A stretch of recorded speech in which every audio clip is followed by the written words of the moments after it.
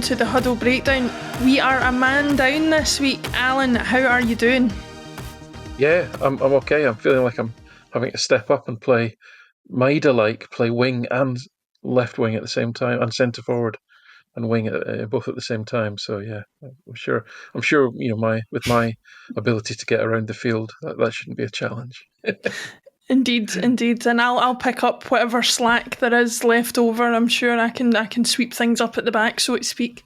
James is as far as I'm aware travelling at the moment, so he won't be out Erling Haaland style for the remainder of the season. He will be joining us again next week, but he is otherwise engaged this evening, and will hopefully be back with us next week.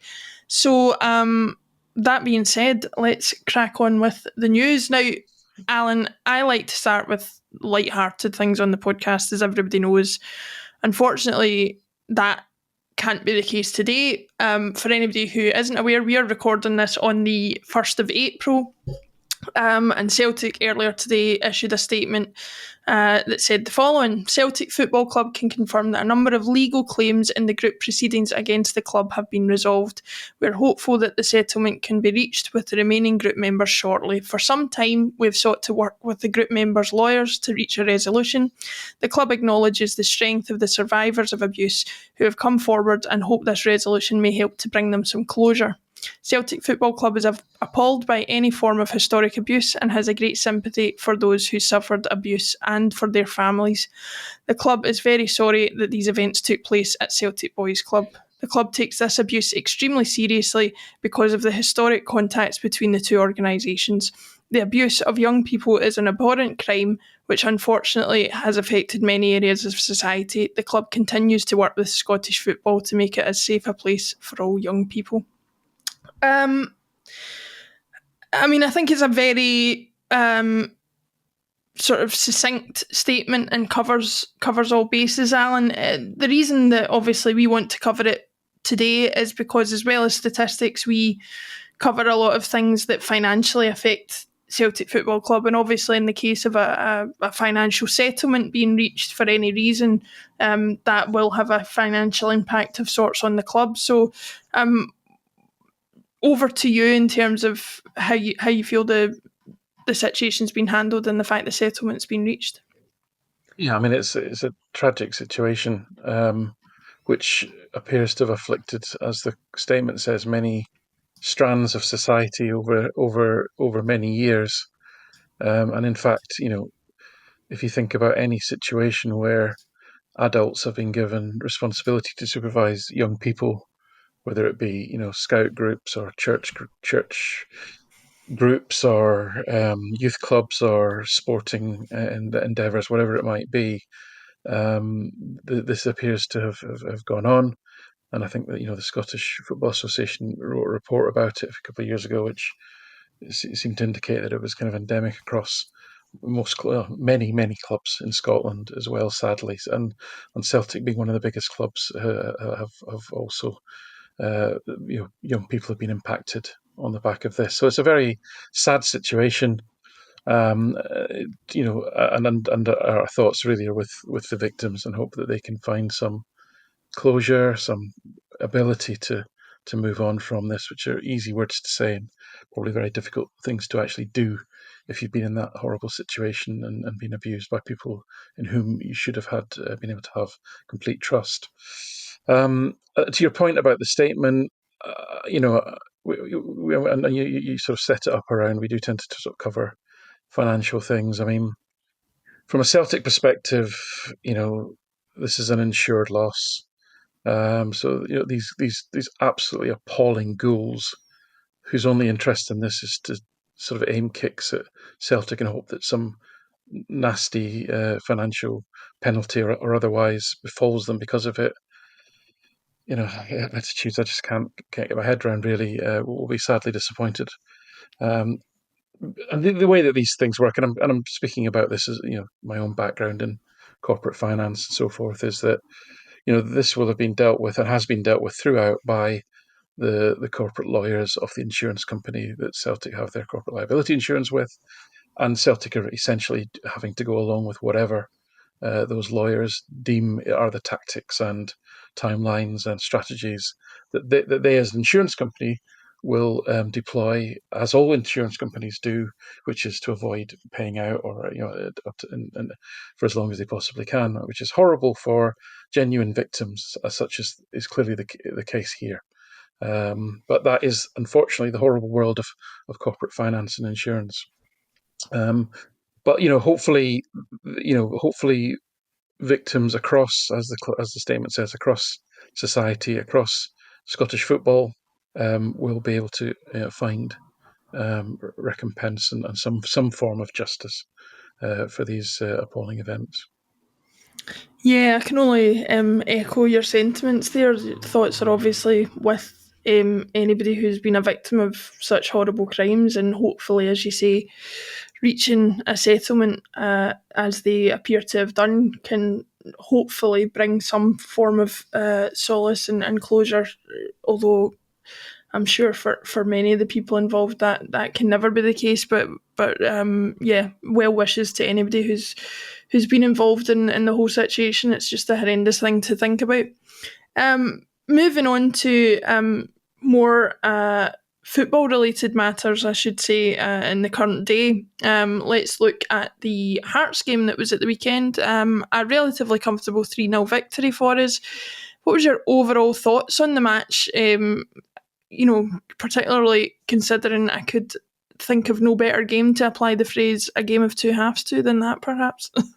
Yes, well, even sort of two and a bit, really. I mean, I think the first, maybe, I don't know, 10 minutes. I should be more precise than that. Hearts, I think, started very well, very front foot, very high press. It was all the things that we'd seen in the Derby game and in other games this season that have discomforted Celtic. And they were right to play that way. We've got a new goalkeeper, Viliami Sinisalo, making his first league start. We had Nawrocki making only his second league start. McGregor as nominally the holding midfielder, back from a brief injury, etc. So, that's your sort of that's a lot of your central area there. You might perceive as being one of weakness. And Hearts did well. They pressed Celtic back. They got a couple of chances early. Sinisalo got a chance to make a save from a corner, in an echo of the Derby again, an early corner forced, and a good chance, really a good chance for the centre back in the middle of the goal, which Sinisalo managed to get a save, which probably helped his confidence. I think Shanklin had a loopy shot, which was his first kind of action of the game before that, even. So it was, and then we did struggle to get out. One of the kind of noteworthy indicators of that is that number of clearances, which is a bit of a prosaic little number that I don't normally trot out, but clearances is generally an indicator. The higher it is, the more under pressure you are, in terms of in essence, you're kind of booting the ball away, is what it means. So it's not an attempted pass; it's just a get the ball out of danger type thing. So Celtic tend to not have that many clearances during a league game, but in the first half they had 13, and Hearts only had 3, and that's a bit of an indicator, a bit of a tell that Hearts were forcing Celtic into kind of last ditch defensive actions, even to the extent of they had 3. I think Hearts had at one point they had 5 touches in the box, three sort of danger zone passes. So that's passes into Celtic's centre of the box, and Celtic had like one touch in the box at that point. So certainly for that first kind of sort of, I suppose, till Celtic scored really in the 17th minute, that first 10 minutes especially, Hearts did a really good job of penning Celtic in. But they didn't take their chance. Unlike the Rangers with taking the lead, they didn't take the chance. And obviously, if they'd taken the chance, you've then got something to kind of hang on to and something to build on, and all those kind of classic football cliches. But nevertheless, an element of truth in them. But I think Celtic, once they got the measure of playing out from the back, and I mean we can come to the detail on that in a little bit. It kind of became a very comfortable win, as you say, and then the second half was an utter non-event. As I say, on one WhatsApp group, somebody even raised the question, like, was this fixed? The way that two teams were playing was almost as if an agreement had been reached that this is the way it pans out. I've got a theory on that, actually, which again we can come to, but no, sticky start. devastating on the break, got the lead, and then it was kind of plain sailing from there on. Talking about playing out from the back, you mentioned Sinisalo, essentially, for all intents and purposes, a new goalkeeper, has only made a handful, if that, of appearances for Celtic, certainly from the start, since coming to the club last summer. I thought he did really, really well. A couple of very good saves, in particular. He was a little bit shaky playing the ball out from the back. A couple of occasions where he actually kind of distributed it, out of play, trying to play it out wide. But on the whole, I thought he had a good performance. What was your assessment of him individually? Yeah, I think, having that kind of loopy shot early, being able to get a high claim, and then, a shot that you probably didn't have enough time to even think about. It was just, it was just a reaction save from a very short distance. These are the sort of things that probably build your confidence. But I was quite pleased with his confidence. You could see he was a bit nervy and irritated with himself when he put the ball out of play a couple of times. But what I actually really liked was, especially in the first half, when the press from Hearts was quite aggressive, and they dialed that back in the second half, big style. But in that first half, when it was in the early part, it was really aggressive. He was actually trying to play some quite expansive passes, even more so than Schmeichel does. Schmeichel tends to, go quite doggedly short, irrespective of the press. Sinisalo actually tried to play some quite direct balls over the top, and he gave the ball away 6 times in the first half, which is way more than Schmeichel would average, like just over 2 in a game. Um, so to put 6 passes to not hit the target with 6 passes, I'm not criticizing him here. I actually thought his pass selection in those moments was good, and he was trying to be actually very positive with his passing by going longer, because Hearts did not have a lot of pace at the back. They'd kind of brought Milne in on the left hand side, who's a big physical unit. But the Penrice, who's a bit more aggressive and got a bit more pace about him, they pushed him into midfield, and so they had really no pace along the back line. So it was right that Celtic would go direct, and I thought the Sinisalo did really well. It didn't come off for him necessarily, but the intent was there, and I was kind of happy for him to show that ambition, if you like, with his long passing. And as I say, a couple of early sort of saves really, I think, helped him with his confidence. After that, he was absolutely fine. So yeah, I think he should be pleased with his overall performance. You know how these things go. One thing can make it all kind of shift in terms of perspective and all that. But no, I thought he did pretty well. One thing I did wonder about was, I mean, in terms of quality of goalkeeper, we've certainly not been overflowing with great goalkeepers over the years, and yet now we seem to have two of the better ones that we've had at the club at the same time. What do you think will be the kind of forward planning from Brendan going into next season? Because I can't imagine Sinisalo is going to be happy with being used as little as he has been, save for Schmeichel's injury, and considering the fact that, if Schmeichel's injury resolves itself over the summer, he would presumably be number one again next season. So yeah, I mean, such is the lot of the backup goalkeeper around the world. Really, I mean, there are hundreds and hundreds of goalkeepers who don't play many games, because you can only play one, and it tends to be the position where you don't want to be making changes. Number one, and number two is least likely to be injured, which is obviously ironic given Schmeichel's situation. So, to answer your question, I think a lot's going to depend on how that plays out in terms of, is he going to be able to recover, to what extent. James talked about his own experience of shoulder injuries, and how can he get, even at his age, can he get that full mobility, that full range back, the reach, etc. And not just the reach, it's the strength. Having to have the strength in the reach as well, obviously, because you got to be claiming the ball whilst being buffeted by big lumpy centre forwards and all that sort of thing. So yeah, so that's a sort of TBC. But clearly there's probably more risk of him having longer term adverse effects of that injury, which sounds like it's going to be many weeks that he's going to be out. Borderline whether we'll see him again this season, possibly not. there's more risk because of his age, obviously, that it has a more severe impact than if he was a younger man. Clearly, as far as Sinicello's concerned, I'm not sure. He strikes me from what I read about his time at Exeter City. He seemed like a very thoughtful kind of guy in terms of his development. He was quite into the sort of psychology of it and self learning. He was almost a bit of the Matt O'Reilly's about him in terms of how he reflected on his performance, and seemed a very sort of intelligent, thoughtful kind of person. If you look at his career, although he's actually had caps for Finland, other than that, it's Burton Albion, and I think it was Burton Albion, and then a season at Exeter City where they obviously they loved him and he did really well. But Celtic's a very different beast, and obviously European football and derby matches and all that sort of thing. It's and having teams like most teams in the league lumping high balls on top of you, it's a very different set of challenges, really. So I'm not sure he would be, if Schmeichel were fit, I'm not sure he would be throwing the toys out, because I think he would recognise that Schmeichel's a top class goalkeeper, international goalkeeper, and he's still, although he's 23, 24 years old, he's still relatively young in goalkeeping terms. So I don't think that would be an issue, but it will be interesting to see how the extent to which Schmeichel recovers, or if there are nagging issues there, and therefore, what does Celtic do about that? Given that I think Schmeichel, he extended by a year, didn't he? He's got another year on his contract.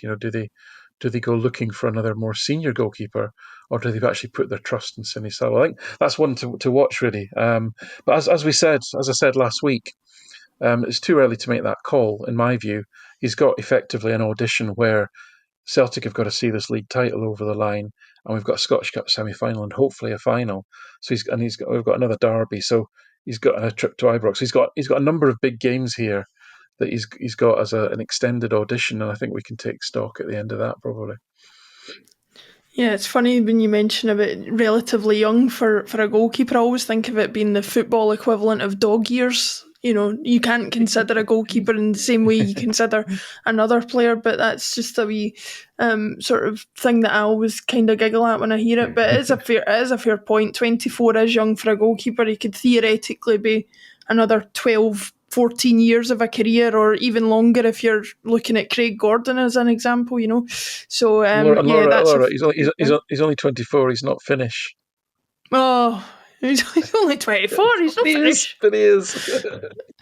For anybody whom that went over your head, just type the words Antoniemi Super Scoreboard into YouTube, and you shall enjoy that clip. It's a classic. Speaking of players who haven't played a lot for Celtic this season, or in general, I have to say, Mike Nawrocki made another start. I believe his second start in a row, if we include the Rangers game as well. Now, regardless of the result of the Rangers match, I actually thought he fared pretty well in that match on an individual basis, and probably did enough to earn the starting spot. Were you surprised to see him back in the team starting against Hearts, and how do you think he did in the game overall? Yeah, I was slightly surprised in that Trusty was on the bench, and I'm hoping that Trusty would only have been on the bench were he 100% fit and ready to go.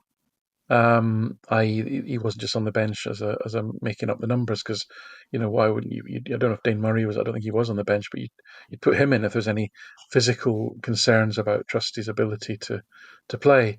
So I'm slightly surprised if he's kind of stepped ahead of Trusty. That being said, to go back to the game, the Derby game.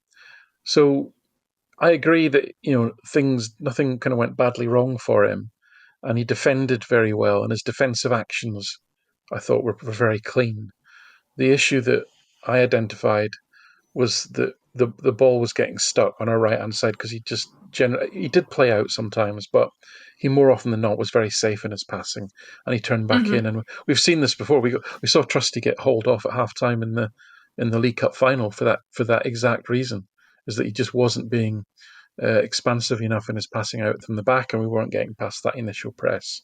And that's when they brought Scales on. Scales is probably the best of the three of them in terms of in that one facet of play, but it's a very important facet of play, because you're looking for your centre back to probably 10 to 15 times in a game. to beat that initial press and move the ball forward, that sort of pack passing that we talked about. So again, I think in this game we probably saw a little bit more of that in terms of I think Nawrocki. I'm just sort of looking at it now. I think he had a dozen pack passes in the game, and Carter Vickers had like 15. Not particularly high pack passing scores, as in they were just kind of going through past that initial press. Again, look at who they're up against, right? They're up against like Kabangu, who looks a good physical player, a decent left foot, but he didn't seem to have any pace, really, not to speak of.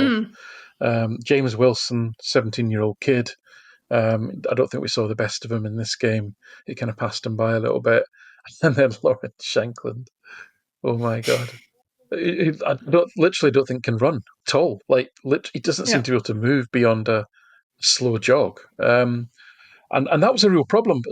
I'll come back to Nawrocki, but that was the real problem for them. That's why Celtic were able to really break the press, because McGregor and Hatate actually, unlike against in the Derby game, Hatate came back to help McGregor, and it made such a difference. And the two of them were able to manoeuvre easily round that initial forward press from those three players, and especially Shankland in the middle, because he just can't move. And therefore, the goals came from breaking through that middle section of the press, exactly where Shankland was. So the point being that none of these players that I've talked about are very quick, and therefore Nawrocki wasn't really putting under any pressure from people running kind of beyond him. And I think for me, the two issues that we have potentially with Nawrocki relative to the other players in the squad is, one, this sort of lack of passing abilities I've talked about, and second is he's just not quick enough, I don't think, for Rodgers. And that's obviously an advantage that Trusty has. For all that Trusty's like Starfelt is a little bit ungainly on the ball. He does have that fairly high-end pace for a centre-back, and he's a big, strong guy as well. So that wasn't stressed for Nawrocki. And in fact, he had a really good day domestic, and duel-wise. He won 11 and only lost one of his duels and interceptions, that sort of thing. So he was very strong in that regard, won quite a few headers very cleanly. But almost the opposition, I would argue, were favourable to him in terms of a matchup. So I still not convinced he's the long term answer. Is he a good, if Welsh is going to be going to pastures new, and I'd love it for Stephen Welsh, for example, to become the next young Scottish player that goes to Serie A and perform as well for a team there. That would be brilliant for him and for Scotland.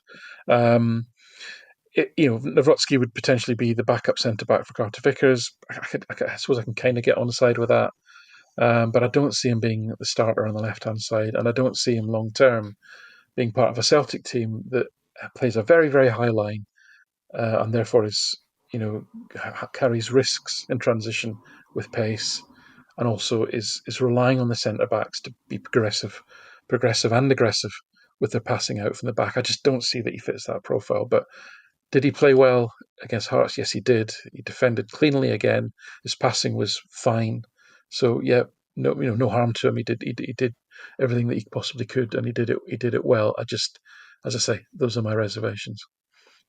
You're out here dashing my hopes of a Liam Scales style redemption for Nawrocki. That anybody who would have said Liam Scales would become as vital a player as he did last season certainly would have been baffled. So remains to be seen whether that's going to be the case for Nawrocki. I highly doubt it. As you say, I think there's enough holes in his game that he's now exposed that we're a bit more aware of why the manager might not prefer him over other options. But for a guy who can come in, especially domestically, for the odd game here and there, I think he does a decent job. And like you say, in terms of defending exclusively, he's pretty decent. Whether it extends to going forward or not, as you say, is a bit more questionable. I'm going to spring this one on you now, so forgive me, anybody who doesn't feel Alan's answer is as well researched as it normally is, but I'm just springing this one on him because the name came up. Callum McGregor, now a lot of people online were coming to what I personally think was a bit of a lazy conclusion, that him missing in the Rangers game was so massive that it caused the result that it did. And the fact that we had such a swinging performance was a direct result of McGregor being back in the team. Where do you sit on that? Is it as simplistic as that? Is he still as key to how we play as that? Or is that people maybe looking to bolster his ego a little bit in the aftermath? Yeah, I mean, as we always talk about in terms of attribution, it's rarely, very rarely, is it one glaring thing that causes a result one way or the other. I don't think McGregor's absence helped the team because they were having problems again playing out from the press, and he is kind of perpetual motion. He's always on the move. He takes up good angles to receive passes. He's technically very good, which means he can receive the ball and turn and control it and all that, and then look forward. So we definitely missed that. You know, Engels is not great receiving the ball with his back to goal, his back to the play sort of thing. Um, as we saw, and he's just not quite as fluid in his movements and in his movement off the ball as well as McGregor is. And as I say, Hitati, for whatever reason, didn't drop back to help Engels much in the derby, but he did against Hearts, I think, to great effect. I think he was really effective doing that, and he was, he really helped to push the team forward by doing that. So, and again, in this game, as I said, McGregor's direct opponent was Lawrence Shankland, and or as much as running doesn't seem to be his strong point, tracking somebody like Callum McGregor around the pitch certainly isn't his strong point. So, again, the game was kind of set up for him to shine really, but also to really evidence that ability to get on the ball between the centre backs and between the forwards and the midfield of the opposition, and kind of get moving on it. Although, to be fair, the Rangers three in midfield were all more athletic and more aggressive in their man-to-man marking than the Hearts players were. I mean, Devlin and Beningame are good sort of what I call ratters. They're good at breaking up play. They're good at getting in players' faces, but they don't have high-end athleticism necessarily. And there was only the two of them and Shankland. And if you've only got two against three in Celtic's midfield, you've got a hell of a job on, really, keeping tabs on everyone. So, yes, I think he's still, having said all that, and try and answer your question, I think he would have made a positive difference had he played in the derby.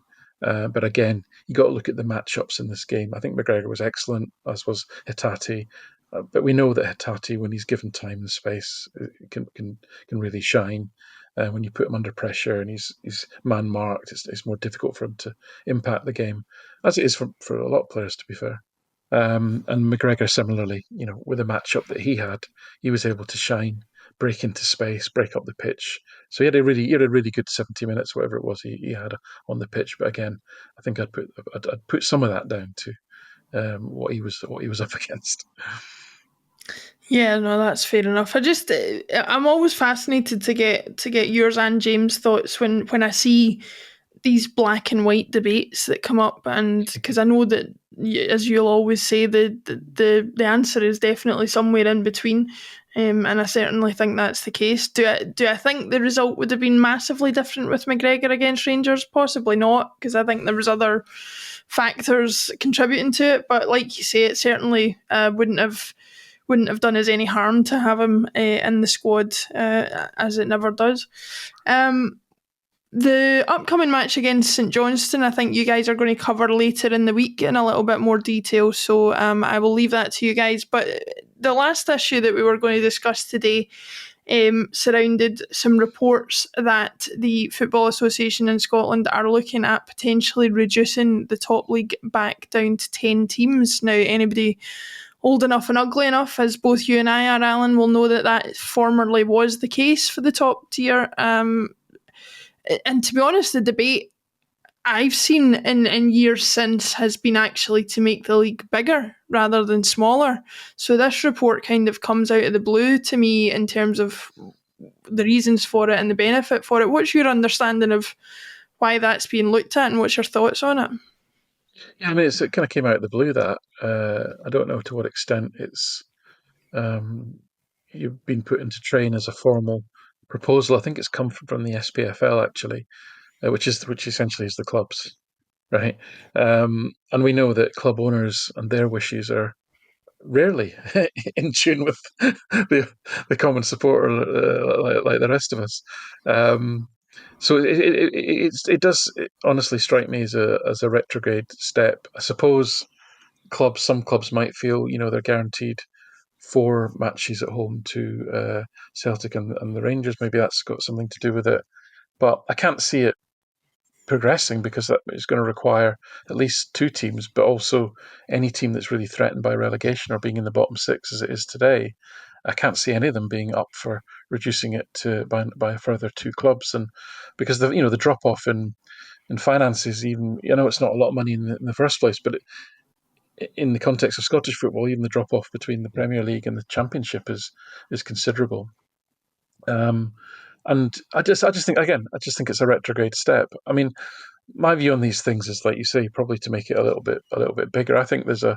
I'm going to say something which is horribly unromantic. I genuinely have a huge amount of love and affection for Scottish for nearly all aspects of Scottish football, the history Mm-hmm. of it, the culture of most of it, um, and the stories about all of the clubs in the league. But if I talk to you with my head, not my heart, in that sense, Scotland has simply got far too many professional football clubs in the sort of, let's call it, the professional part of the structure. Um, it's absolutely out of kilter with any other country Scotland's size. I mean, even the likes of Germany, has only got really two serious levels: the Bundesliga and then Bundesliga two, and below that it's regional. Um, so, and I think Portugal's similar as well. So they're having four divisions and having 40, whatever it is, 44 clubs or what have you, or whatever, 42 clubs or whatever. It's just completely out of step with what it should be. And I think what happens because of that is it dilutes the overall quality and it Mm. dilutes the finances amongst fewer clubs.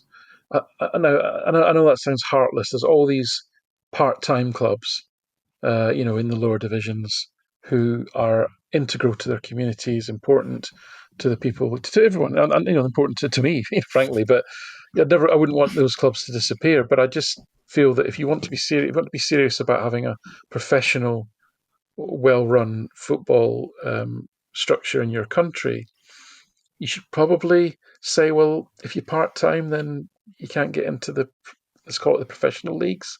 You need to be Mm-hmm. full-time. And if Scottish football were simply the full time clubs, I don't know the exact numbers, I can't remember, but essentially it would obviously be the Premier League 12 clubs, it would be the Championship 10 clubs, that's 22, and I think it'd probably be a couple of clubs maybe below that are still full time, but even though they're in the third tier, like Falkirk were, for example, last season, they're a full time club, etc. I think if you limit it to the full time clubs, I think there's enough. There's enough. There's a large grouping of clubs such as Falkirk, Dunfermline, Partick Thistle, who are bigger than some of the clubs in the Premier League. Big enough Mm-hmm. that if they were in a top division, they could be attracting crowds of 7, 8, 9, 10,000, right? Mm-hmm. Which, in Scottish standards, is a good attendance. I just think if you focus the resources, those that want to be full time professionals, if you focus them on fewer clubs and you focus the limited money that Scottish football attracts from a sponsorship and prize money and TV and all that into fewer clubs, you'll kind of raise the level. Mm-hmm. No, and it's not to say that it's not to close the door. There should be a pyramid, absolutely, but the kind of acceptance criteria for getting into that pyramid should be you go full time. Yeah, and then these other clubs, you'll have regional, football as there is in every other country, some form of kind of non-league as there is today. So I know that sounds terribly heartless, and it does kind of my head fighting my heart on this one in terms of some of these, wonderful small clubs, Brecon City, and all these sort of things. I know Brechin aren't in the main top four divisions anymore, but you get my point. But anyway, Mm-hmm. that's the way I would look at it. So I would look to. I don't know what the right numbers are, but that's the way I would if I was kind of if I was in charge for a day or a week. That's what I would be looking to do, and just say consolidate the meagre resources that Scotland has. But I certainly wouldn't be moving at the moment into a 10 league Premier Division. I think 4 teams playing each other, or 10 teams playing each other 4 times. It got stale. That's why we changed it.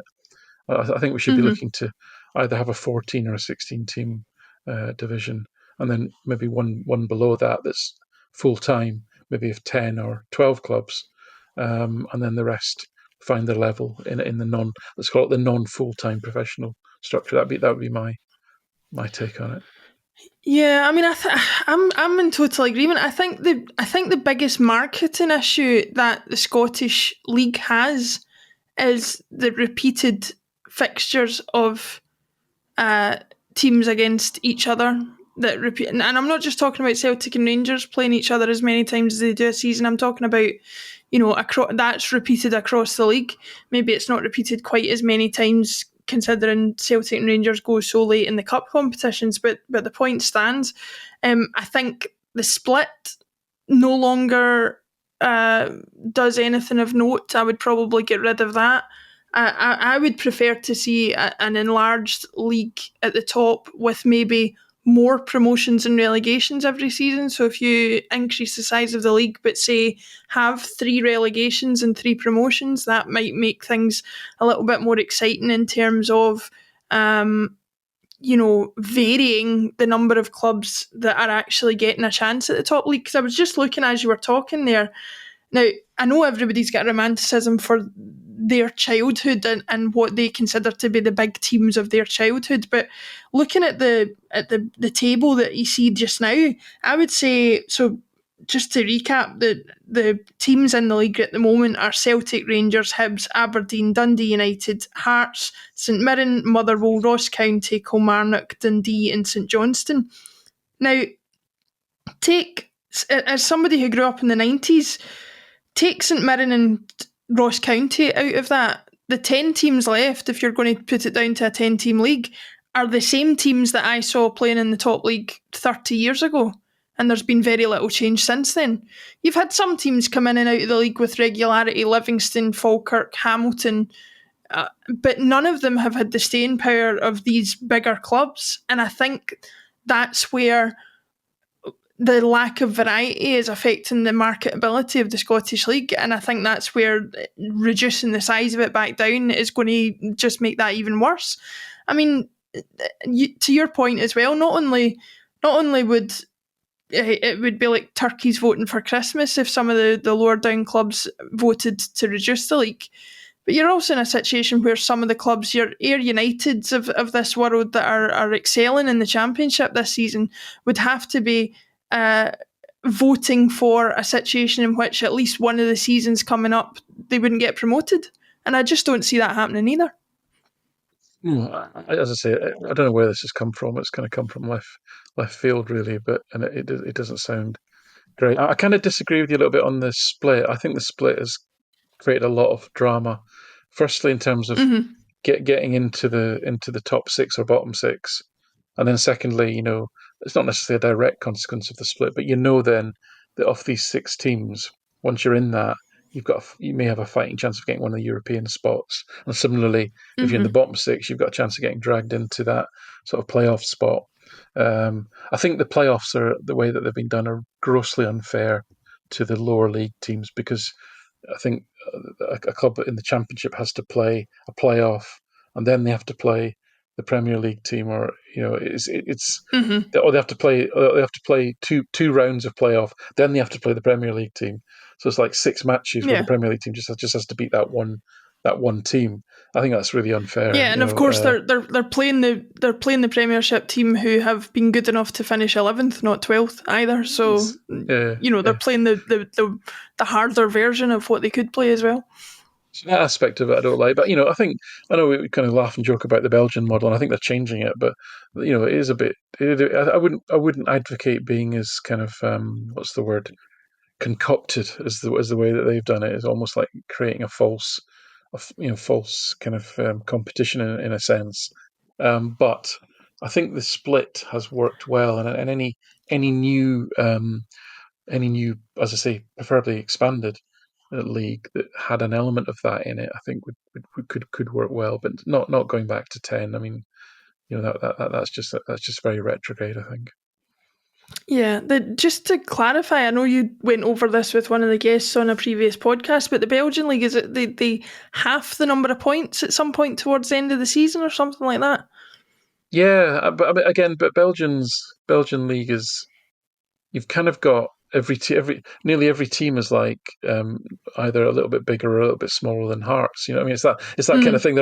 There's no one team that's like, I think the biggest team, probably Anderlecht, can maybe get up to maybe 30,000 supporters at their games, but a lot of them are in the sort of 15 to 25,000 range in terms of their average attendance. So it's all kind of much of a muchness in terms of size of club, and therefore, the competition can be quite unpredictable and quite fierce. But even in Scotland, yeah, if you halved Celtic's lead, would it make a massive difference? It would make a lot of difference to the European places, clearly. But I think the split does that anyway, to be honest with you. So, yeah. But I don't know what they're changing to, by the way. I'll have to go back and have a look at that. Yeah. No, well, certainly I'd remember it being quite Oh, just outlandish. by the way, sorry, I did Yeah, say, why did Hearts? Because Hearts were appalling in the second half. They kind of, just going back to the they game, I were. didn't really cover why did they not? You're 3-0 down now. If it was Bucky Thistle and this was their big day out, and they didn't want to get beat 8-0 at Celtic Park in the Scottish Cup, I could kind of get it. I would, and the players are probably they're part time and they're knackered. They're not going to be pressing high. They're going to sit back and not get beat 8-0. I can completely sympathise with that. But Hearts, come on, you come to Celtic Park and you basically sit back and you're time wasting to only get beat 3-0. But then Yeah, I did see Craig Gordon at one point go to get a ball further away or something like that, and I yes. thought, oh, this is cringeworthy. But yeah, carry on. When I looked at as you've done, when I looked at the league table, I realised that Hearts are 1 point above St Mirren in sixth place, so they're just in that top six berth. I suspect for Hearts, sorry, it would be a bit of a mini financial disaster not to be in the top six at the end of the season, not to have another Edinburgh derby, not to have another games against the top two and what have you, as well as not having no chance of maybe getting a Europa conference place or anything like that. And the goal difference, they're on 0, and I think St Mirren are on something like -8. So I suspect they made a judgment that they were just not going to basically risk worsening their goal difference. So I thought that was one plausible explanation for why they made no effort to kind of to score in the second half. And the other thing that occurred to me was they're still in the Scottish Cup. They could play Celtic in the final potentially. Maybe this was maybe Critchley was just trying let's try 3-5-2 against them. And let's kind of, because they kind of sat in that mid block like teams have done. We've talked about endlessly about how that frustrates Celtic. Now, it did frustrate Celtic in the second half, but then Celtic made virtually no effort to score either. There was like 4 shots in the whole half. And I think 2 of them you were dubious in terms of were they really shots. So there was virtually nothing happened. Celtic were content to win 3-0 and take another step towards the title, keep a clean sheet and all that. And Hearts were content to, not make the situation any worse, and potentially maybe they were trying out. We could play against Celtic like this the next time we play them. This might be better than how we set up in the first half. We were quite aggressive in our sort of 4-4-2 diamond press. So it might be in a bit of that. I'm trying to give them some credit for some thinking about it, because it was pretty dire. Yeah, I'm not in the game of giving Hearts any more credit No, than it's they fair enough. deserve or otherwise. Anyway, that being said, with no James, I think we've covered as much as we possibly can this week, Alan. So with that being said, I will let you go, because as we record, it is lovely, beautiful weather out there. And I'm afraid that if we don't go and take advantage of it, we'll both miss the only summer that we're going to get all year. So with that said, yeah, we'll see you all again next week. Thank you, Alan, and thank you everybody for watching and listening.